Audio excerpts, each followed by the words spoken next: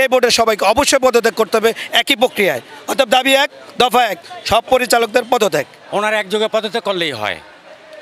ওনাদের এখানে কি মধু আছে যে ওনারা এখানে এখনো থাকতে চাচ্ছেন, আপনারা নিশ্চয়ই বুঝতে পারতেছেন। একজন দুর্নীতি করা মানে পুরো বোর্ডই দুর্নীতি করেছে। আমরা চাইবো না পুরনো বোর্ডের একজন বোর্ড মেম্বারও এই বোর্ডে থাকুক। ক্রিকেটটাকে তারা ধ্বংসের দ্বার প্রান্তে নিয়ে গেছে।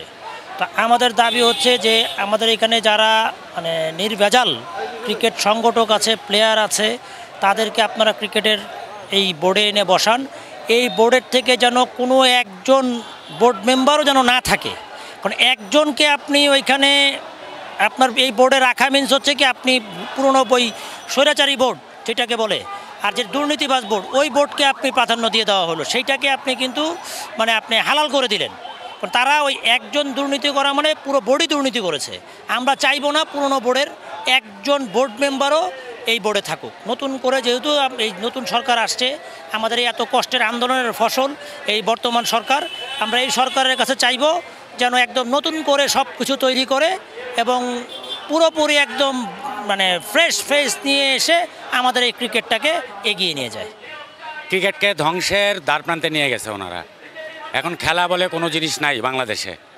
এদের বিতাড়িত না করা পর্যন্ত এই সুষ্ঠু অবস্থায় বাংলাদেশের ক্রিকেট আর ফিরবে না। ক্রিকেটের পাইপলাইন বন্ধ, দুর্নীতিতে আচ্ছন্ন।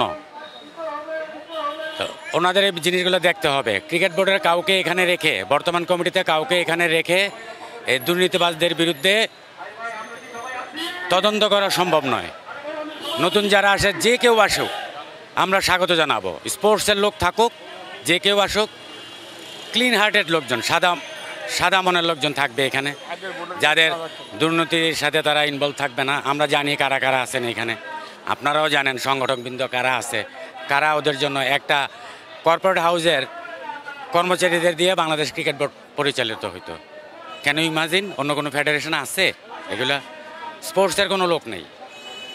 এখন আমরা চাই একটা সুন্দর একটা তত্ত্বাবধায়ক সরকারের সময় সুন্দর একটা বোর্ড হোক, এবং যেভাবে চতুর্দিকে বিচার হচ্ছে ওদের বিরুদ্ধে, প্রাক্তন প্রধানমন্ত্রী যিনি দেশ থেকে পালিয়ে গেছেন, ওনার বিরুদ্ধে অনেকগুলো মামলা হচ্ছে। আমরা আসলে এখানে কিছু করতে পারতেছি না। আমরাও এই রাস্তায় যেতে চাই, আমরা তাদের বিচার চাই।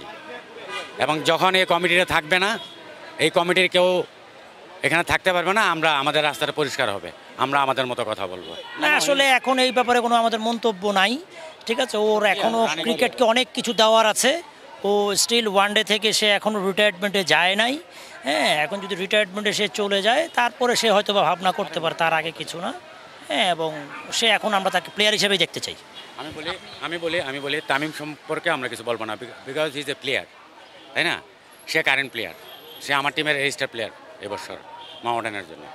তা আমি তামিম সম্পর্কে কিছু বলতে চাচ্ছি না। তামিম আমার সাথে ভালো সম্পর্ক, is a player, is a good player. হ্যাঁ, বাট এই আমার মনে হয় খেলা নিয়ে চিন্তা করা উচিত। That's it. মানে আমরা যে ক্রিকেট প্লেয়ারদেরকে তৈরি করছি, ক্রিকেটের সঙ্গে ক্লাব থেকে প্রতিটা ক্লাব থেকে সেইগুলি মূল্যায়ন 15 বছরে আমরা পাই নাই। সেই ক্ষেত্রে আমরা অতি শীঘ্রই আমরা যেন পদত্যাগ করেন ওনারা, সুষ্ঠুভাবে একটা কমিটি হোক, এবং ওই কমিটির মাধ্যমে আবার ইলেকশনের মাধ্যমে আমরা আমাদের জায়গাগুলো ফিরে পাই, সবাই সুন্দরভাবে একটা পরিচালনা করতে পারে বোর্ডে।